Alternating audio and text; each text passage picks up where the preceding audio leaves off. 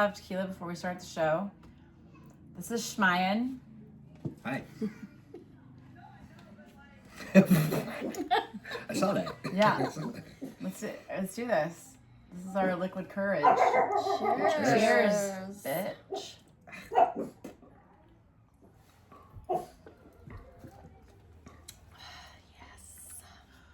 God, it's so much better than last week's. It's pretty smooth. Yeah, it's not bad, right? Yeah, not at all. Thank you. Sure, thank you. Okay. Shall I release him? Release the... Welcome to Craft Me Daddy. I'm Tiff. I'm Althea.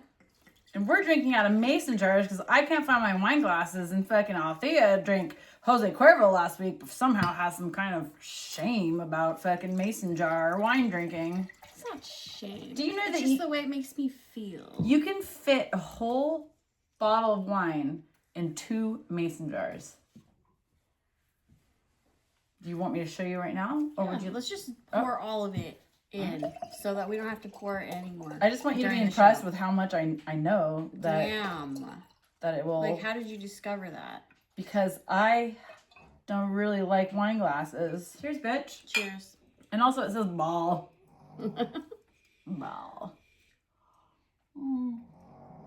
Oh, and right out the gate, Freya is snoring and my fucking Shmyan is vaping. That's so great. Shh. All right. Back to God. Back to everybody knows perfect you timing. have dogs. But it was like the timing. Back to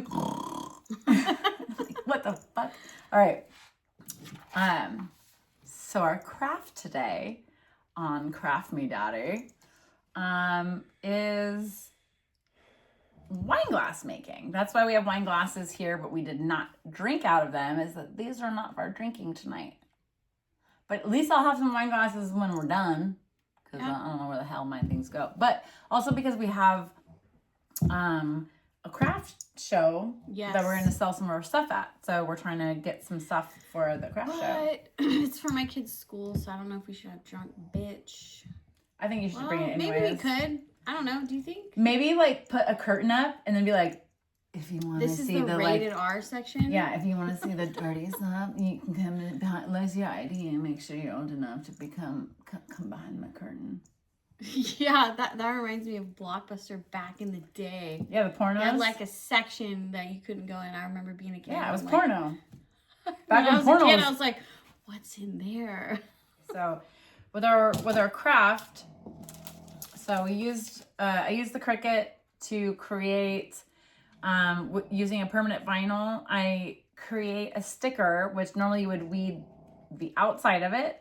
But when you're doing a wine glass etching with the etching cream, you reverse weed. So you take the inside out. And so you can see how I have it right here where it says, the white part is where I already cleared it out. So you can see it again here on this flower. I have reverse weeded it. So we then put the transfer tape on after we weeded it. And then what we do is we peel it off, and then we stick that on here, and then we have to tape it so that it doesn't have any cracks. And we put on the etching cream, and then we let it sit for like 2 to 5 minutes, and it basically like eats away the glass. Then you rinse it off, and you have like a wine glass with something etched in it. So we're making some Craft Me Daddy. I'm making one that says cheers, bitch, since that's what we say. Oh, that was weak. And did you just burp? I mean, that was like nothing. I know. Compared to the Tiff burps. It feels like it wants to be something in my soul. Oh, you're just. But when I tried, it was just like. Yeah, that was like no. Yeah. No. And then what we're going to talk about today is women friendships. I've just been, I saw a post. I should have brought it up. Maybe I will. And it made me think. And so I made a post on my Facebook where I was like, hey, what are some green flags of female relationships that you have? And anybody can answer, man, woman, whatever, but like, what is a green flag in a female relationship? And then on the flip side is kind of going over some of the red flags of female relationships, and then where that kind of stems from their point of view. Not from their point of view, but from their, what would typically causes them to be the red flag friend, right? So I actually think that before I start really talking about it, since this craft is actually something that we have to be kind of involved in, we're gonna go ahead and just get started. So I use the alcohol. Skeet. Oh, sorry. And I wipe the outside down with the alcohol. It helps to get any like fingerprints or anything off. Okay. Any kind of, because the fingerprints have oil, and we don't want oils. Everything sticks better and etches better. Does alcohol help remove? I mean, like, what's the pain of existence? Yes. But I mean, is that different than it cuts the oil or something? Yeah. So like our fingertips, we have oil on our fingers and things like that. So when we touch things, it makes an oil barrier, which then could potentially make it more difficult for the I just didn't cream know that to soak oil, in. that alcohol removed oil. That's cool. Well, I mean, maybe not like motor oil. Okay. But if you had a little motor oil in your glass, it would. It cleans it all up, yeah. All right, so yeah, basically I've already put it in the transfer tape. So what we're gonna do right now is we're gonna like set it down. We're gonna try to get the sticker on, and then we'll put the cream on. Then we'll cream it. Ooh, peeled off really good. Mine did. There we go. And then you put it on.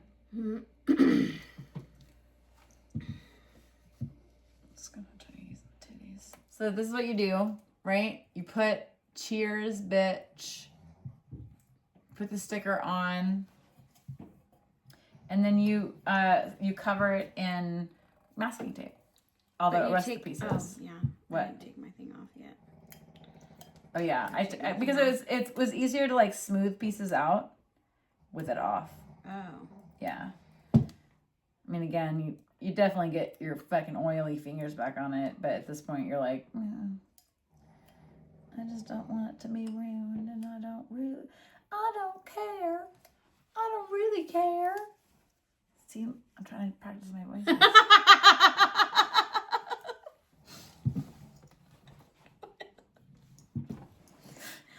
There's just so many good. It's just so funny when you try to do it, that type of accent, just coming from you. It's just so funny. You're like the opposite of a sweet lady. Oh, what? You don't think that I'm a good little girl from the... Hell no. You don't think I'm a Southern belle? Hell no. It's so funny. Well, bitch, what do you know? I know you ain't innocent. Bitch, you don't know anything. I'll kill you. Oh, really? How about that? You like slit my throat in the night? I just might. That reminds me, I know this is like off the subject, but my parents, they called me the other day and... Speaking of slitting somebody's throat, yeah, my mom called me. I'm just kidding. Well, so they reminded me when I was, back in the day, there was this guy at our church. He was like the worship leader, and he like... He was the worst bleeder? No, of course you would think that. The worship leader. A worship leader. You really thought it. I was so confused. Too much morbid podcasts. No. The worst leader. The worst bleeder. I was like, well, who's the best bleeder? Wow. Sorry. Anyways. No. So your mom reminded you of the bleeder. So they were like, talking to me, and they're telling me that about the worship leader that prophesied over me when I was a teenager and said that I am like the lady in the Bible that gets this general that's like the enemy to go, come stay at my house, hide out here or something. I might be saying it wrong, but he basically went into her house, and when he fell asleep, she like cut his head off or slit his throat. No, she got a tent peg. She was like, does like tent stuff. And she like got a tent peg and like killed him in his sleep. And he said that I'm like her. And I'm like, rad. Was he saying that was bad? Or she? No, was your dad because, or your mom? No, they were saying it was good because I'm kind of like a rebel. Like I seem like innocent and sweet or whatever, but like I'll fucking cut you. Okay, but like, Isn't the eyes of enemy. God? Isn't the eyes of God like you're not supposed to kill? Dude. I mean, I should read crazy ass stories in the Bible. This is in the Bible. But yeah, no, I when I was a kid. Don't they throw some motherfuckers into a lion pit? Yeah, dude. And so he just like those were my them? favorite stories when I was a Christian.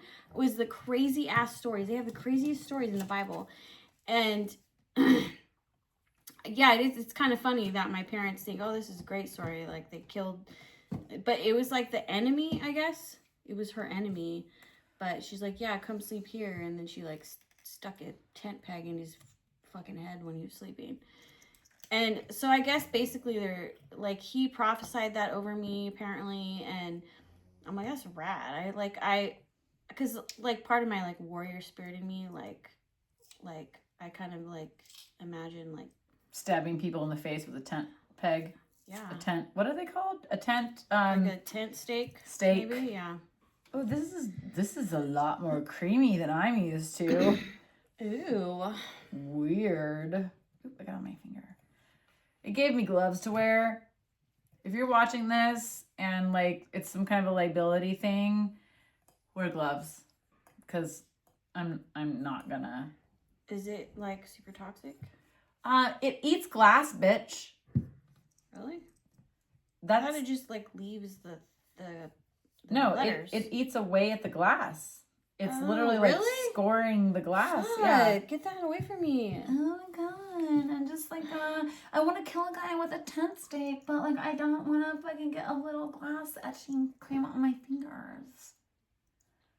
Better be careful. Oh my god, I'm not. Don't fall asleep. Oh, listen. I will double tent stake you. Try again.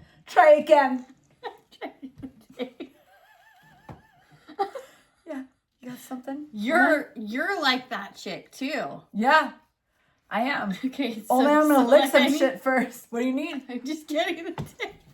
I don't want to see you touch the acid. I thought you were trying to come for me. Okay. Yeah, well, maybe I am now. Oh, phallic is phallic. It's not sharp enough. This is a different type of etching cream that I've used before, so I'm curious to see how this comes out. Skeet. You know what I'm saying? So is it like a different brand or different like? It's a different brand. It's a different texture. Remember the last stuff we used was like semen textured. Yeah. It really was. Yeah. It was. This is way more creamy. No, this is not. This is thick. Well, I mean, yeah, this less thick. it's like creamy, like it's like thick. like cum that got like dehydrated thick for like cream. just a few minutes. Dude, you described that perfectly because the other one was like semen. It was. I mean, It was at like least, kind of watery, but yeah, like, but it had the little like globs in it. Yep, mm-hmm, exactly. I do be knowing my semen, you know what I'm saying? I don't know why I said that like a man. I know. I'm new at You're watching my... that show too much. I know, it's just men making fucking voices and... I think it's so funny. Keep watching that show and keep doing voices. Oh my god, I was like trying to practice, like, because I have my improv show, so I was like trying to practice for my improv show, like, maybe I'll bring some voices and be like, oh my god, Timmy, I'm so glad you came to play with me. Your mom has a big rack. Dude, You know? But then when I get on stage, like, there's never an opportunity, or we don't do it where it should be a kid, or I don't come first. And I'm like, damn it, like, I didn't get a chance. And so like this last show that we had, I definitely play like horny well. That's always like my good default is, so somebody came and, I'm tired of being in California. I want to be in I'm tired of the green stuff, and I just miss the corn and the cornfields in Des Moines, Iowa. And I was like, I just don't really feel like I can hear you very well when you're wearing your shirt. What? And he was like, well, what? You know, I was like, yeah. He's like, well, I just feel sexier when I eat corn. And I was like, well, then we should move back to Des Moines, Iowa. Because why would we live anywhere where we can't just be naked and just want to have our clothes off? And if you need corn for that, then let's fucking go. Let's fucking go back to where I can see you be naked all the time. And it turned into a whole thing. And people called me back in, and it was like a waiter serving us. And then I was like, I just don't really want to eat at this restaurant unless you take your shirt off. And the waiter just takes your shirt off. And then the busboy comes and like butters the fucking waiter up. It was so funny. I was so happy. But Dude, that would be a great restaurant. where we butter up the sexy fucking... Where like shirtless men serve you like your favorite foods. And maybe you could butter him and then lick it off. I didn't want to lick... I was there with my improv husband. I wasn't gonna lick the waiter. That was too far. Okay, I just like people to be naked.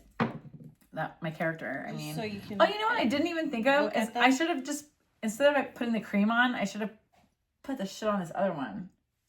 Oh yeah. Oh my god! I'm gonna do that too since I haven't creamed it yet.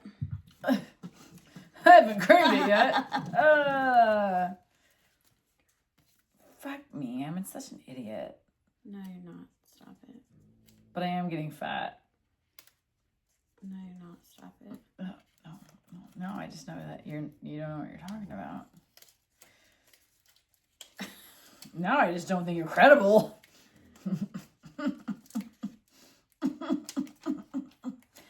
Alright, now I'm doing a Craft Me Daddy. Craft Me Daddy. Because, you know, that's us. Oh my god. Yeah? Does that make you scream? I don't know why. Want to do that? So jumpy. Yeah.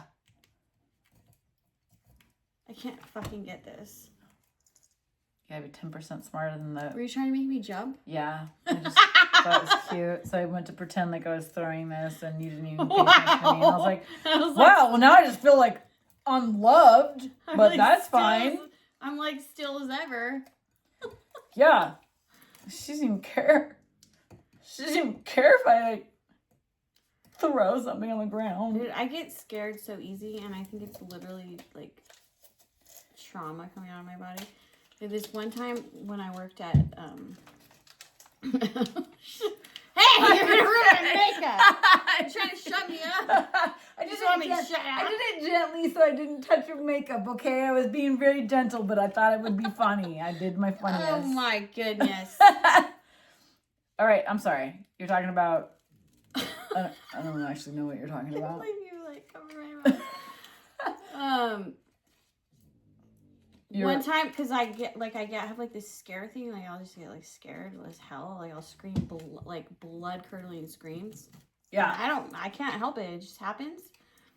And one time I was, when I worked at this restaurant, I was in the back, and I would always be alone in the back, and it's all quiet, and somebody would come up behind me. Usually I get scared when somebody comes up behind me out of nowhere, and you're like in your own world, right? And yeah, like totally. blood curdling scream.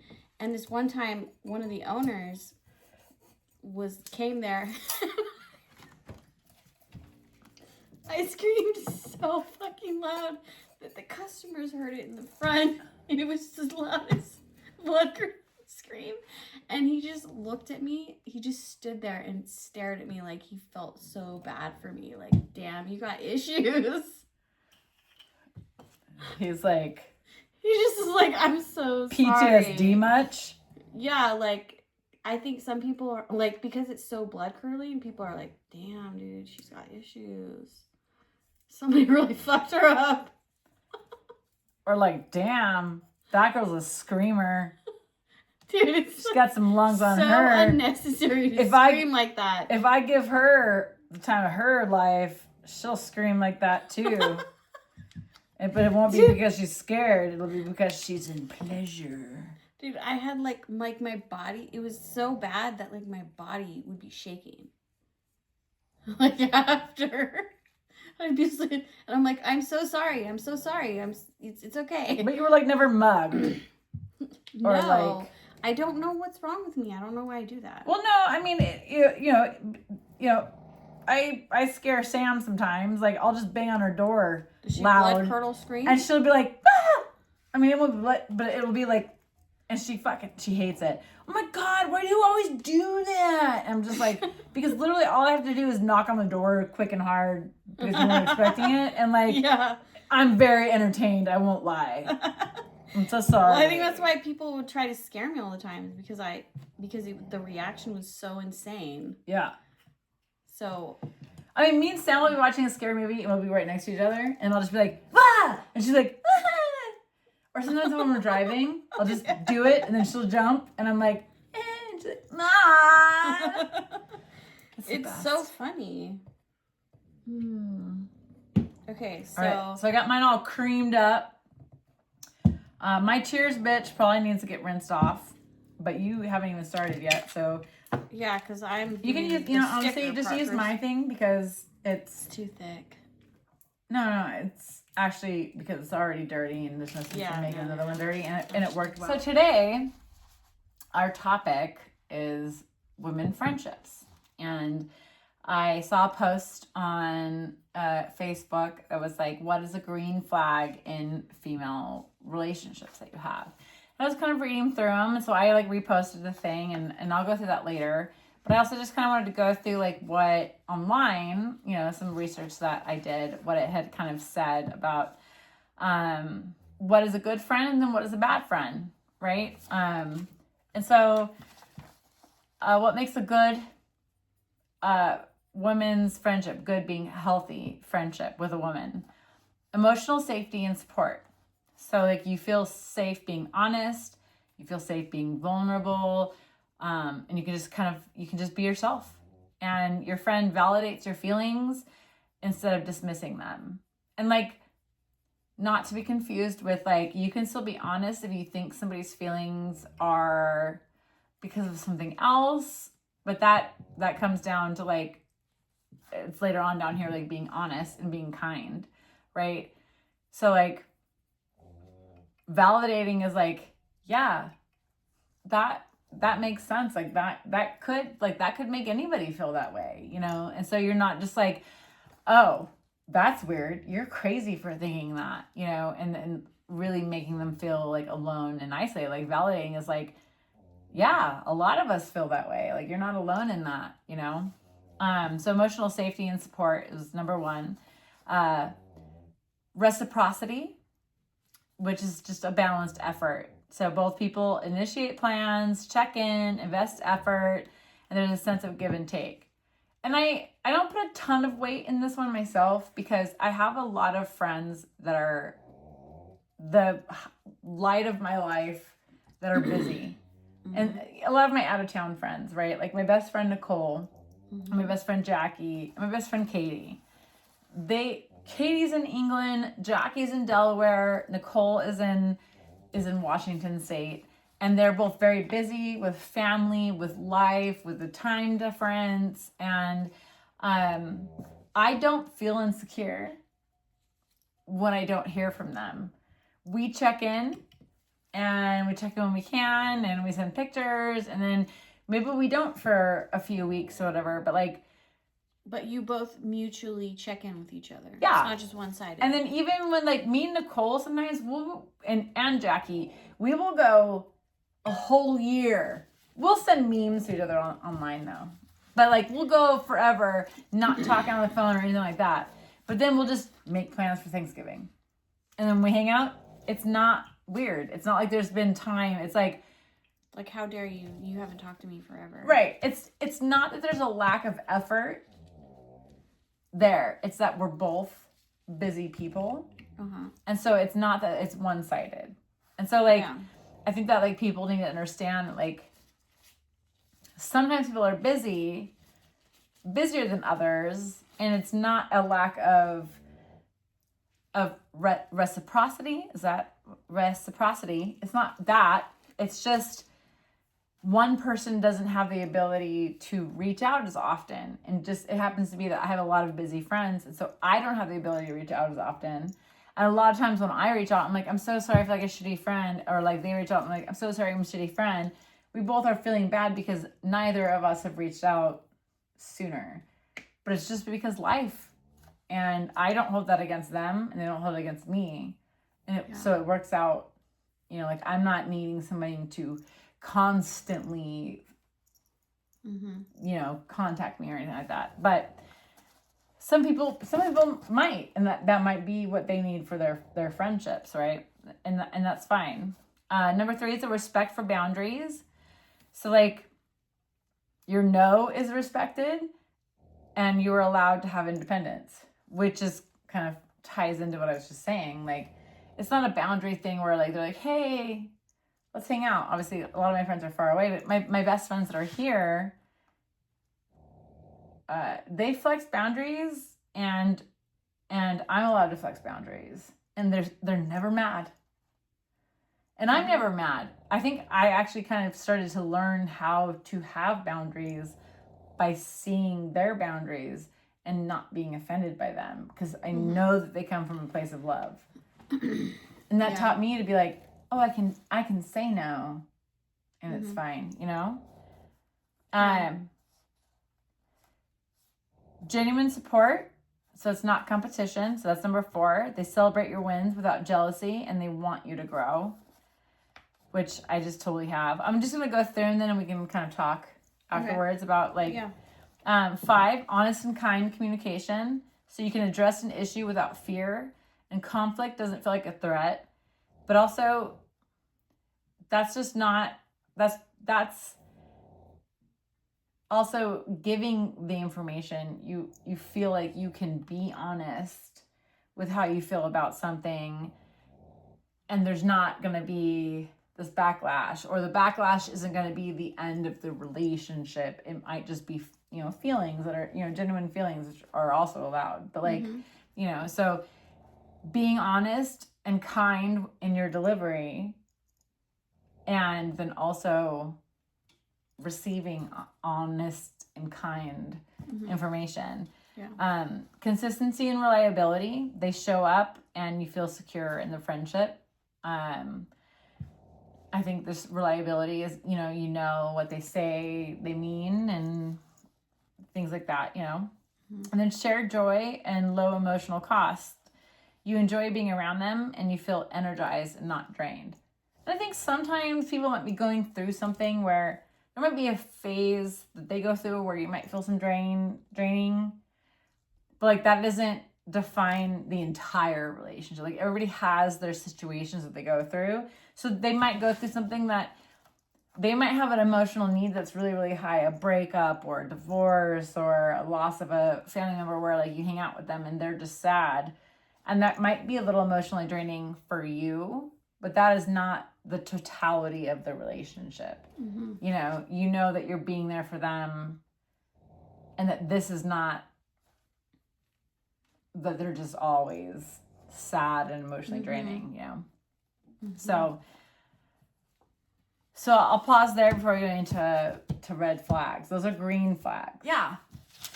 Do you have, tell me about some times of like female green flag relationships or people that you have in your life now that are your green flag relationships. So when you were reading, I was thinking green flags is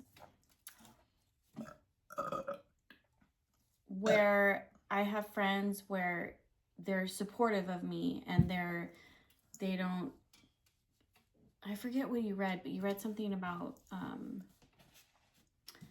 you can tell them anything and they're just supportive and they're not sitting there going, oh my God, you know.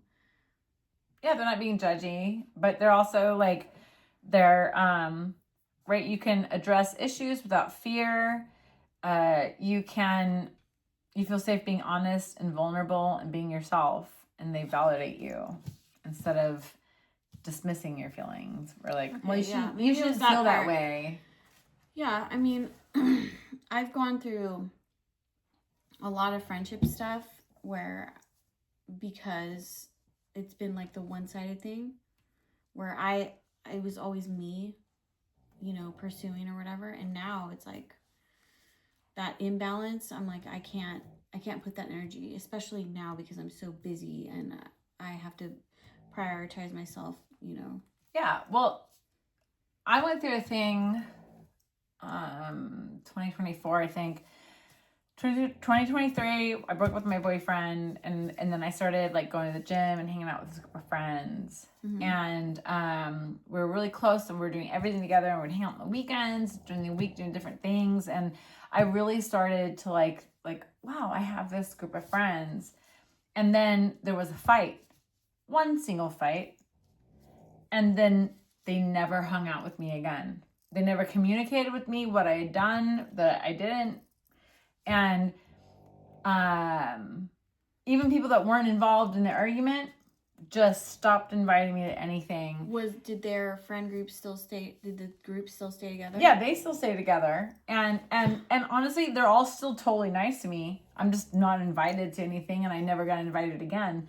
So it literally went from 9 months of always hanging out, and then all of a sudden there was one fight, and then there was absolutely no friendship after that. And there was no communication.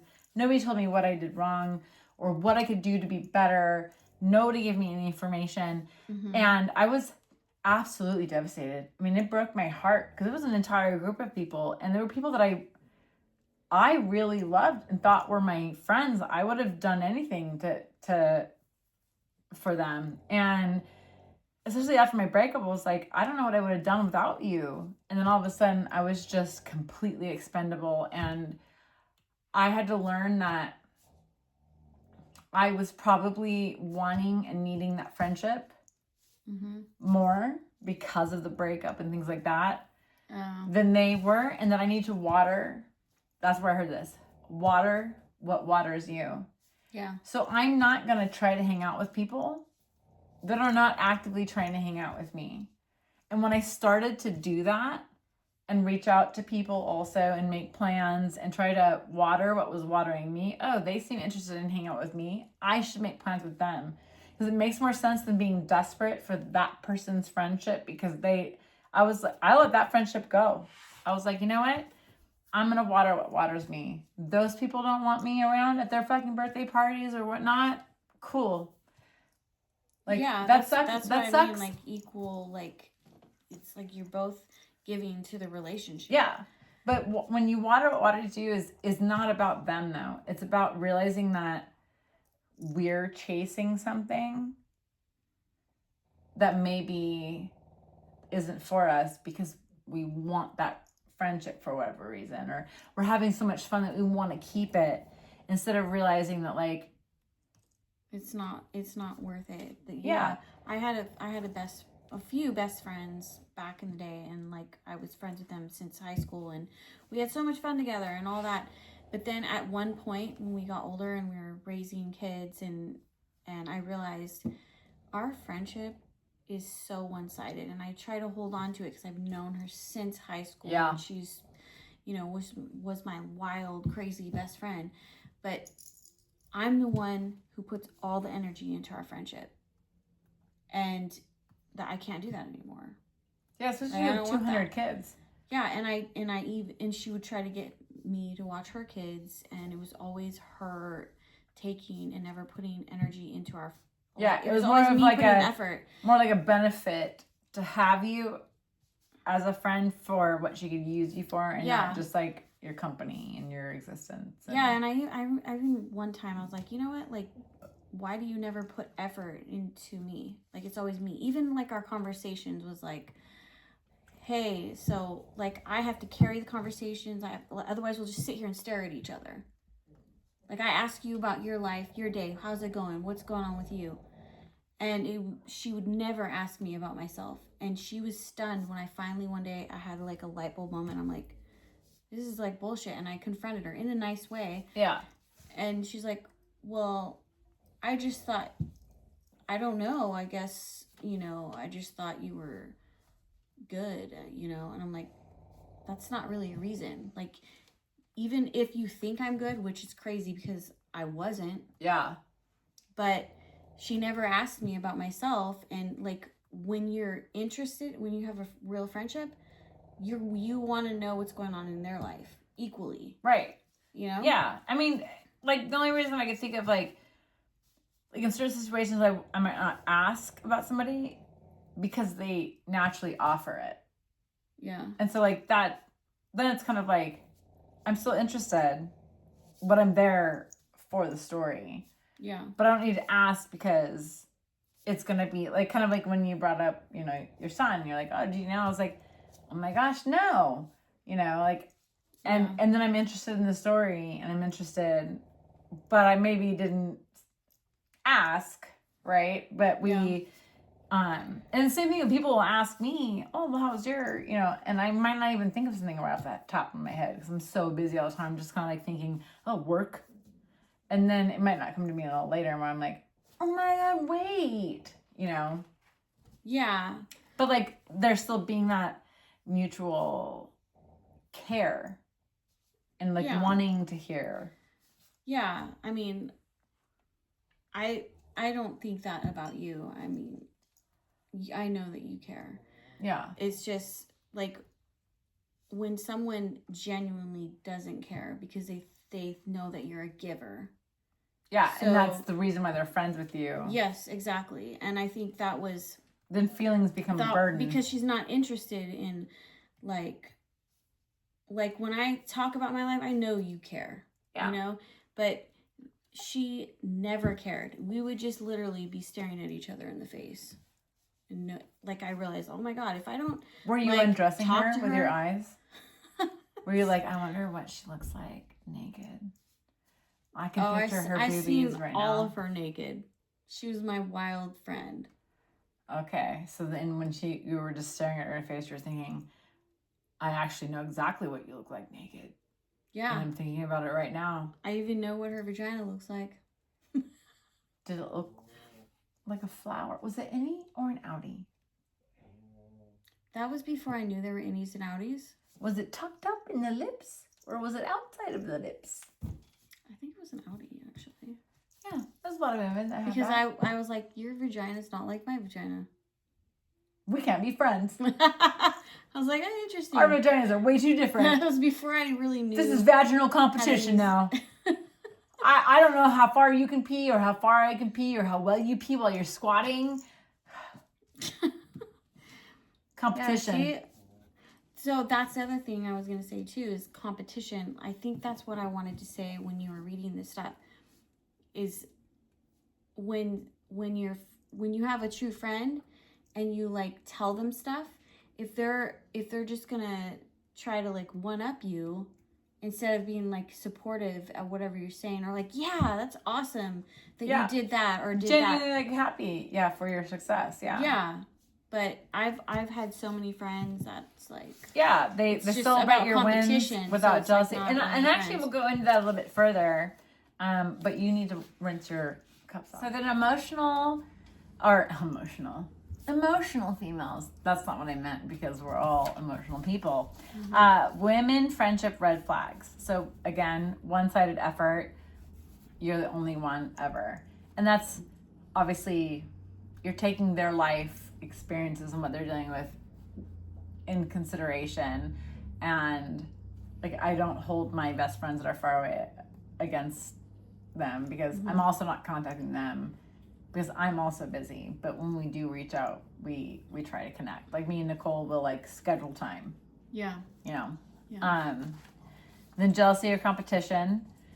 You know, you share good news and they respond with a backhanded compliment or they minimize your success. And I had asked ChatGPT, like, okay, what are these examples? And he didn't give it to me when I had him put it all in the thing, but his examples were things like, oh, wow, you got an award for like your hard work. That's crazy because like I've worked harder and longer than you and I haven't gotten anything. Mm-hmm. Or like, good for you that you got that award, even though... Or, you know, good for you that you have that award. I've worked really, really hard and I haven't gotten anything. And it's kind of like...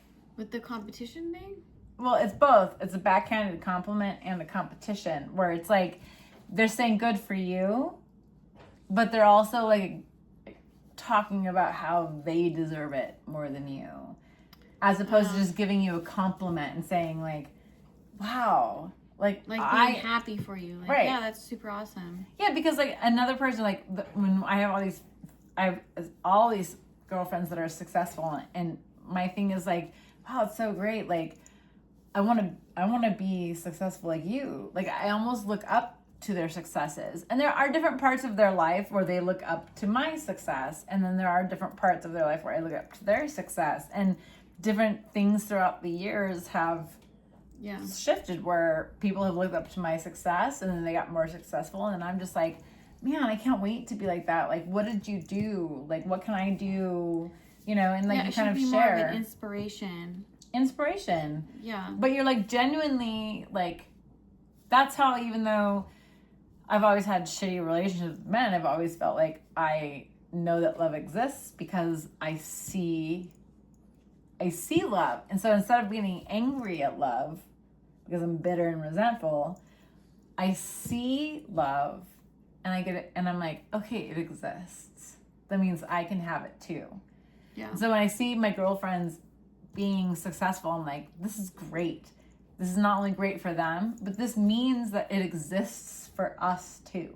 Mm-hmm. You know, and that it's reachable, and that like I don't have to be like, oh, I'm never gonna be that. You know, I'm like, oh no, like we can work hard and we can get there. And I always just feel genuinely happy for people who are in love, and genuinely happy for people who are doing successful things. Like it never like makes me feel inferior. It makes me feel motivated to like, okay, oh my God, I just gotta fucking put on my motivator pants. Yeah, I mean, it's like you're not going, oh, that makes me feel crappy. Why does she get that and not me? Yeah. You know? It's like you're supposed to root your friends on, not be like, why do they get that? Yeah, exactly. And not be like, I deserve that more than you. And like, there have been times when there were like, especially when I was younger, there was like a man, and then like, it wouldn't be a friend, but like another woman he starts hooking up with, and I'm like, hey, why are you hooking up with this person? He's my boyfriend. And they're like, he said he's not your boyfriend, and like I really think you're the problem, and like you need to back off so that he can have, you know. And then I've said petty things like to that guy, like she's not even that pretty or whatever. And like I always think back to those things, like I was being so petty, but like so desperate for some kind of an answer or whatever, because I was really much more insecure. It was pretty close after my divorce, and now my response would just be feeling sorry for that woman. Yeah. Like I wouldn't compare myself to her, and I wouldn't at all compare myself to her in front of him, but I would absolutely just feel really sorry for how desperate she has to be for this man's attention. You know?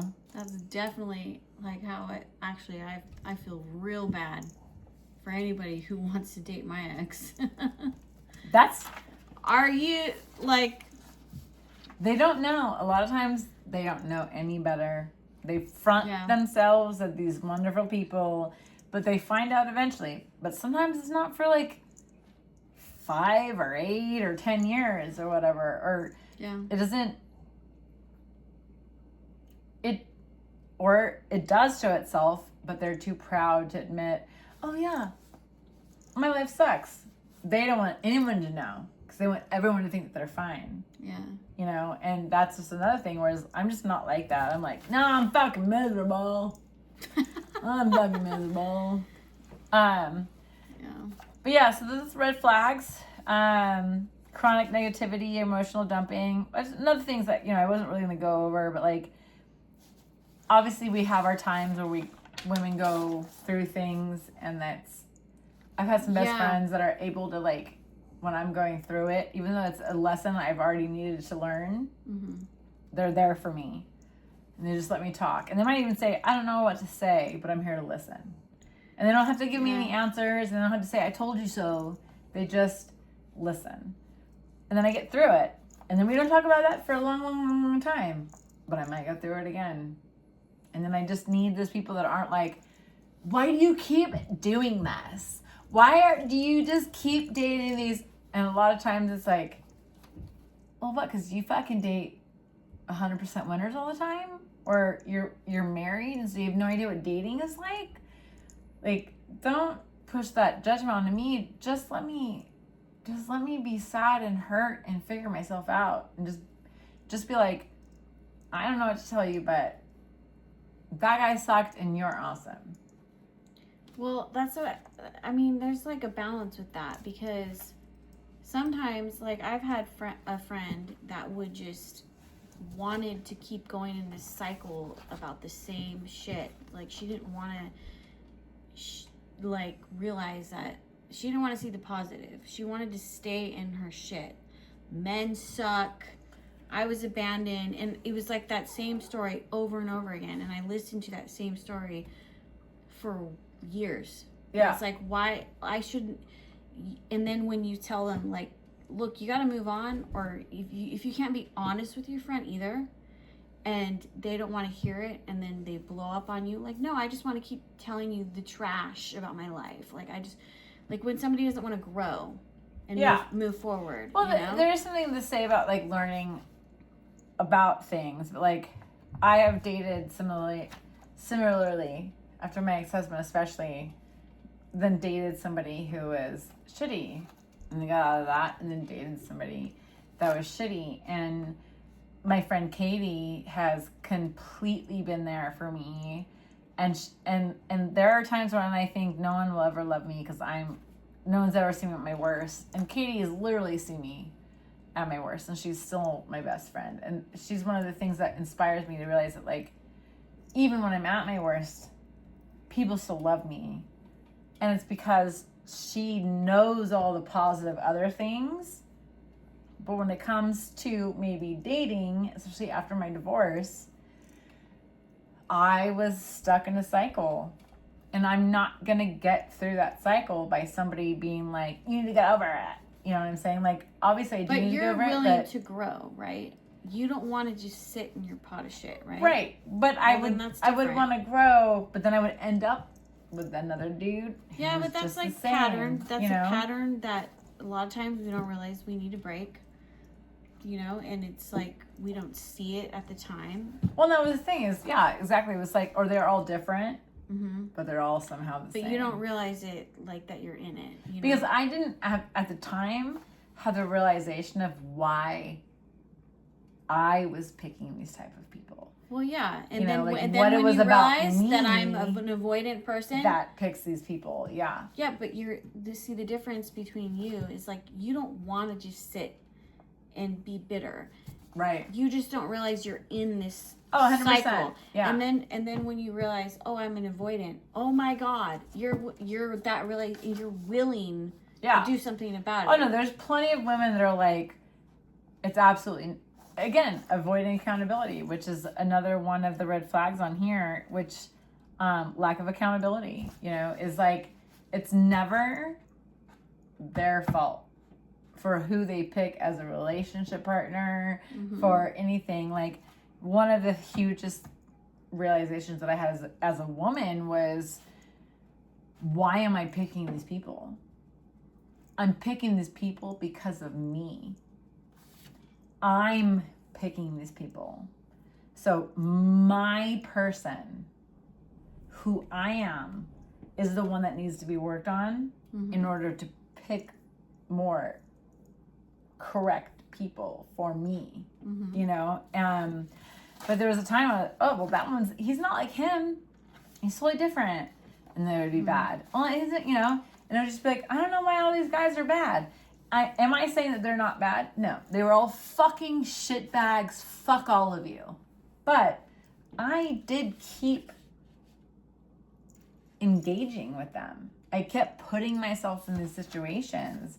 And a lot of the times it was just because I didn't understand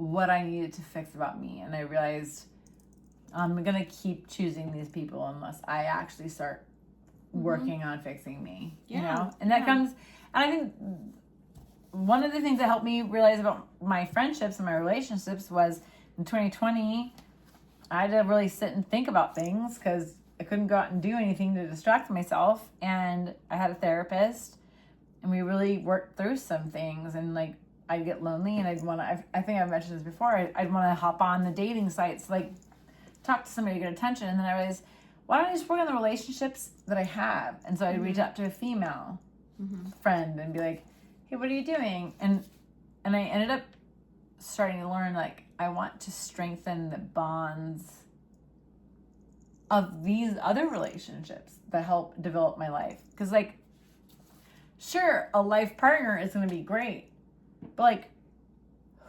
your community is what defines you and what supports you and what helps you. They're the ones that are there for you when you need something, or if your kids need to be babysat or whatever. It's your community. It's never that one man, you know? It's your community. And so giving back and watering what waters you is what I try to focus on. And I think I've really come out on top. And then realizing, hey, that person isn't watering me has really helped me to walk away from friendships that... Yeah. Without hatred. Like, I don't hate them. That's a really good analogy. You know? It's a good analogy. Yeah. You got to take care of yourself before, you know.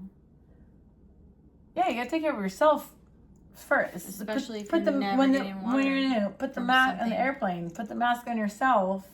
And then put the mask on, even, it says, even your kids. Like, you can't help even your kids if you're just struggling. watering all these other people. Yeah. And that's all you're doing. And then, but if you're watering it waters you, you are investing in people that actually want to be there for you. Yeah, exactly. Yeah, and so another thing is, like, so the disrespecting boundaries thing of you know, red flags for female friendships is like guilt tripping when you say no. And that can look like, you know, oh, you don't want to come out? Well, it must be nice not to care about your friends. You know, like saying things like that. Like, obviously, like being bummed out about not getting to hang out with your friend is a normal response. But then saying something manipulative or like shaming. Like, I totally had those friends, and I don't have them anymore because that was something they did too. Yeah. And the only friends that I have in my life, I never feel like you and then the other handful of friends I have. Yeah. Never make me feel guilty for not wanting to do anything. And like really loud. the instinct I used to have is like, oh, I'm so sorry, and I used to feel so bad. But now I have the quality friends where they don't ever make me feel guilty. Yeah. Never, like, you know, the other friend that I had would compete with me constantly. It was always like anything I did good at, she would try to compete with me. A few of them. And they also would guilt me with our friendship group if I didn't want to do something or didn't include them in everything, and always guilty. Oh, you don't want to do it now, and like I would try to be like gracefully bow out, like I just don't have something, but you guys can go ahead and do your thing. Yeah. But I've had friends. You're selfish. Yeah, I've had friends like, oh, I'm gonna come into town. I want to hang out. Like, I don't know. It's like I can't. I'm really busy. And then all of a sudden they like block me on Facebook or unfriend me on Facebook. So or they start like posting pictures of them with somebody else, like, oh, me and my best friend were out. And it's like, I know that person is not their best friend, but it was like, and like the thing is that it didn't affect me the way that they thought that it would. It just really made me realize who they were as a person. You just showed me how childish you are. Yeah, exactly. It wasn't like, oh my God, how old are you? I wish that it was me being called the best. It was just kind of like, oh, you called her best friend. Like, wow, I know for a fact you haven't talked to that person in a long time, and now you're using that word. Like, you're trying they're to just like doing it to get at you. And that's the thing exactly that what sucks my is other like, friend did too. It only works if the other person is so fucking desperate for a friendship and not genuinely there for the right reasons. When you're genuinely in the friendship for the right reasons, those type of games aren't going to work anyways. Yeah. You know, like, because that's not what the relationship is based on. Yeah. Yeah. But I did ask ChatGPT like some detailed examples of key red flags. And it was like one-sided effort, right? That was one of the things we talked about. It's like you always initiate plans or they don't show up for important moments. Now, given you can't have important moments all the fucking time and then be mad that somebody's not always there. But like, Sam graduated. Katie couldn't come because she lives in England and it's like $1 trillion to fly over, right? Mm-hmm. But Jackie and Nicole both were there. Oh. They both flew. Bert came. Bert is Nicole's husband. Came to like. It was a really, because they've known Sam since she was a little tiny girl, and so cool. Like for them to be there for her was huge for me, fun for me, huge for me, but huge for Sam because these are like. I don't have sisters. These are like her aunts, Oh, that's so cool. And we were missing Corey. Corey is her godmother, but Corey has a little one.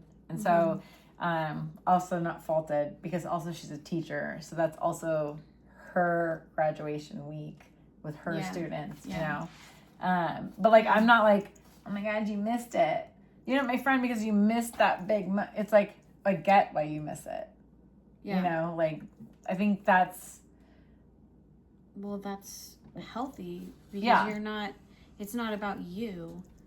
You understand that because a person who's not healthy is going to only think about themselves. Right. Like you're supposed I can't believe to you're be not here for me. I can't believe you're not here and you're not missing your work and you're student. No. I was like, it's like you expect them to go out of their way for you instead of being understanding.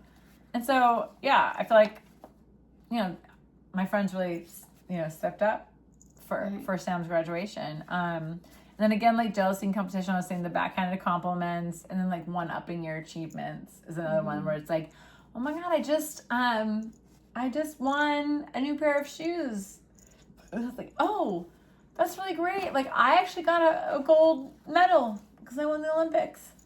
Dude, I had a friend that would, every time I did something, like when I I was always been a runner. Yeah. And I did like marathons and stuff like that. She would immediately, all of a sudden, became a runner and go on these competition and then I had another friend. Every time I did something, she would like totally not be happy for me. And then the very next day, she'd be like, "I just ran 50 miles or whatever," she would say. And I'm like, "Are you trying to like, make sure that you're better than me, or like instead of being like, wow, that's really cool, you just ran 30-mile race, anyways." Oh like it's like you just want to like be better than me, or you just always want to make sure that you're like one step ahead of me. Yeah, it's not about like being happy for each other. Or being happy for you and using you as motivation. But not in a way that, like, again, that backhand compliments you. Or, like, oh, man, that's so great. I've done better. Yeah. Unless you're being really funny. Typically, the only time I remember, like, oh, that's great. Well, okay, I have done it to men. I won't lie. They're like, oh, yeah. There'll be a guy, the GM that used to be the GM, the one I've talked about on the show being stupid. He'd be like, I am the manager of multi-million-dollar contracts, and like, if I can run blah, blah, blah, blah, and like if I can get paid to do this and that, I'd be like, oh, I make more money than you, and I work on a $1 billion project. If anybody that would know, if anybody knows anything about project management, then they would know that I'm like, well, I have my fucking master's degree in project management, so tell me again how I don't know about project management. What kind of face do they have? Are they like... one time I was like, one time I just was being a dick. I was like, I make more money than you. And they're like, oh, I don't think so. And I was like, yeah, I make this. And they're like, oh, well, I wasn't even taking into consideration like my like investments. And I was just thinking in my head, and I didn't say anything, but I was thinking in my head, I wasn't taking into consideration my investments either, motherfucker. Yeah, but it would just be so fun to keep making him, That's what it is. It's like, I'm never out there to make a man feel bad about anything, right? But like, so many But men. you should on the ones that But act like that. But so many men will just come up about how they're doing this and how they're doing that, and it's totally fine if a man does it. But when a woman fucking talks themselves up, it's somehow this fucking problem. But I will admit that when I had the conversation with that sick person, I was kind of like, humble yourself, bitch. I make more fucking money than you. Well, only because they have like like an ego issue. Exactly. Like if you didn't care and so much. they kept subtly putting me down. Yeah. And subtly putting people down for not managing these multi-million-dollar projects and not this and that. Like we're somehow below him because he's doing this. And I was like, I am so far past you that you keep bringing this up. Mm-hmm. You really gotta stop, because there's a couple of females here that fucking are making you look like poverty status. Yeah, and he's probably just like hates you even more. Oh, it totally did not help. Yeah. Yeah. It's like, this bitch. Well, that's the thing too, is like, there's red flags of having female friendships with men or with women, like. Yeah. Yeah. Well, I mean, lack of accountability, I think. And then, the last thing on my page was just kind of like, I'm sorry that you feel that way, or blame shifting when it's lack of accountability. Like, we kind of talked about that. Like, yeah. I'm sorry you feel that way. I'm sorry you feel that way. I fucking, yeah. Like, feeling, you feel confused and you question yourself. Like, wait, am I doing something wrong? And like, when you're in a friendship where you keep feeling like, am I doing something wrong? And then which is fine to feel that way. And then if you bring it up and you're in an environment where you can bring it up, because somebody might have just said something confusing or said something whatever, and you're like, hey, like, I'm feeling really confused. What did you mean by that? And if they offer the clarification, you're like, oh, okay. But if they don't, they're quite literally just trying to avoid taking accountability, Yeah. And then the manipulation and self-serving behavior, which is, they're only around when they need something. They use guilt and control, like I was kind of saying, like, oh, it must be nice to not have to care about your friends. Yeah. Had plenty of those. And you feel used rather than valued. And like, those are, so like, healthy friendships feel safe, mutual, supportive, and stable. And unhealthy friendships feel draining, confusing, competitive, and one-sided. Oh my God, am I boring you? See, I was trying to cover it because I knew you would say that. Oh my God. So no, it's fine. No, it is true, because like, we did do the whole crafting thing first, and that did drag the whole night on, and you hate me and you think I'm boring, so I should just die. I knew she was gonna say that. I was like, how do I cover up my yawn? I can't stop it. I should have. Fuck is texting me. Art. I love Shmyan. He lets me do my thing. He isn't insecure about me. He doesn't ever put me down. Chill. He's so chill. He does his own thing. We won't even like text for like 2 days or whatever, and it's not like, we'll say like good morning, good night, or whatever, but like, it's not like we have to be, oh my God. Like, yeah. It's just like, we know what we mean to each other, and so I can come home, and I literally might just be crafting and watching my werewolf smut films. And I'm just literally like not on my phone, because I'm crafting and I'm watching werewolf love stories, and so I'm not texting, and he's not like, why aren't you texting me? Why aren't you texting me? He just is like playing video games. That's the other thing too. Like, when you have a good friend, you're not gonna get like butt hurt when they don't text you. Yeah. Like, you literally don't text me back until like a couple days later. I never get butthurt about it. Oh yeah, I know how you are. I don't get butthurt about sometimes, it. But I do the same thing to everybody. Sometimes I'm like, especially if I'm driving, and I have to just stop. But if I check that message when I'm driving, I'm like, oh yeah, I'm gonna message them when I'm not driving anymore. Yeah, no, it never happens. Yeah, so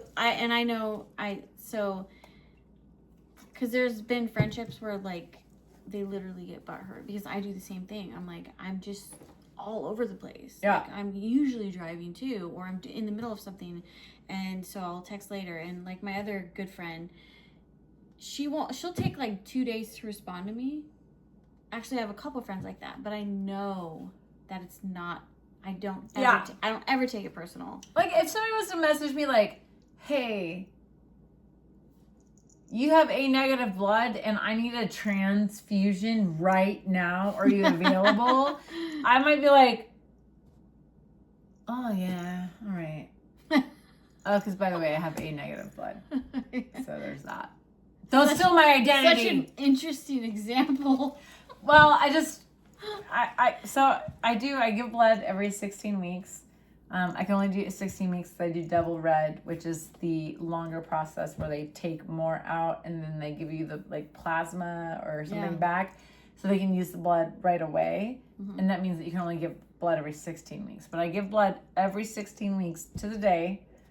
And so it's like, if somebody was like, I need something, I'd be like, okay, let me at least respond. Like, if I can't, like, hey, by the way, I just got AIDS, so I can't help you.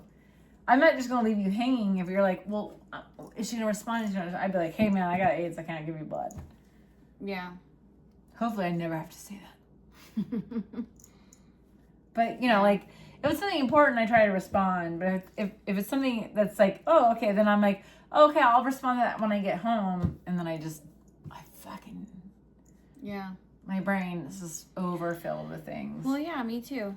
It's constant, well, that's what constant overwhelmed. But like the friends that matter that I cherish. Yeah.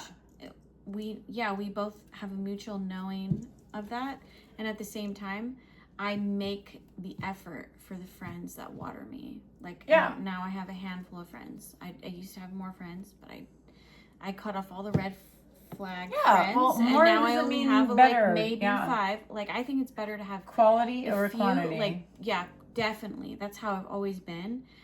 But now I have like boundaries, and now I know like what the good green flag friends are.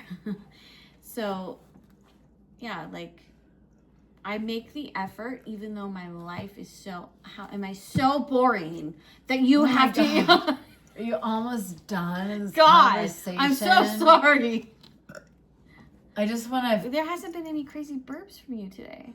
I know, because I have to wait for your boring story to end. Oh, how dare you.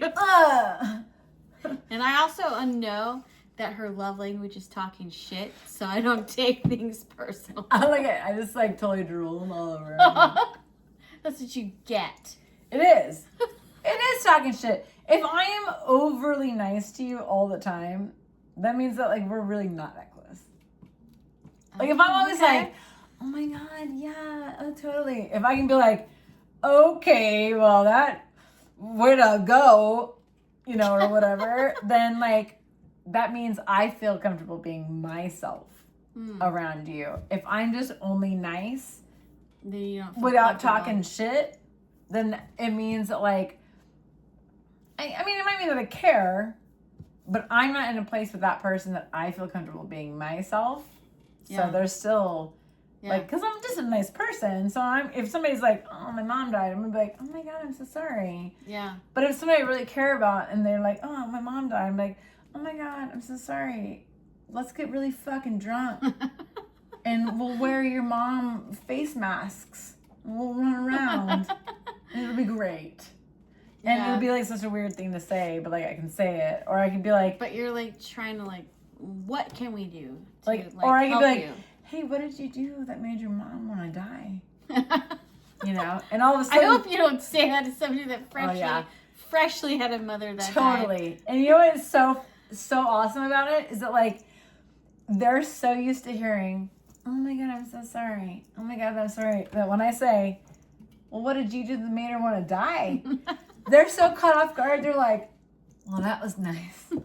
Yeah. And they literally are like refreshed by it. Like my ill, poor, dark humor. They're like, you're totally right.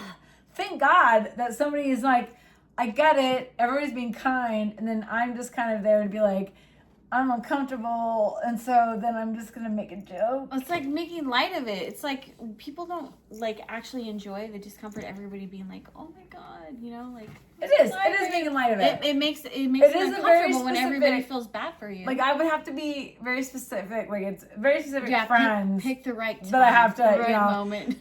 And the older I get, the more I seem to like worry about that. But I know that when I was younger, I never worried about it, and I actually never had a problem.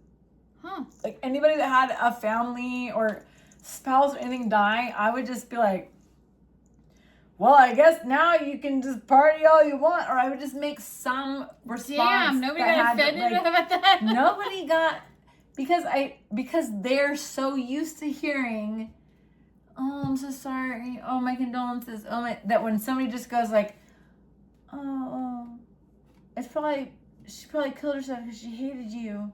You know, I would not say that if they actually killed themselves, right? Like I would only use that in a way where it didn't actually be the thing, you know, but like it still like makes death in the situation that you're thinking about, like, distracts your mind a little bit. It's distracting because I care. Yeah. And then I say this thing, and it's like all of a sudden it's not the same thing that you're hearing all the time, and it just breaks up the monotony. Yeah, like when I'm like talking about my deep personal life, and then you're like, dick, butthole, butthole. I'm like, yeah. So, but did you like that? Did you like it when they did that to your butt? And I'm like, good. Let's not keep going down that stupid and emotional, road. No, I'm not trying to pull you out of the emotional road. Like, keep going down that road. Just ride that road with my weird comments. You're riding the road. You make the road a little You're just better. gonna hop on my weird comments, and you're gonna just keep talking about your emotional trauma while you ride my road. If you're thinking about your trauma, also picture my butthole, and it'll make everything seem a little bit better. I just pictured it. Or picture Althea's A butthole. hairless butthole. It's not hairless right now. I haven't been waxed in a while. I usually do it on a regular basis, but I've been busy. Oh, so you have a hairy butthole. I have a busy butthole. I just waxed myself literally yesterday. Oh. And I ripped a layer of skin off my vag. Cheers, bitch. Cheers. She hasn't. Okay.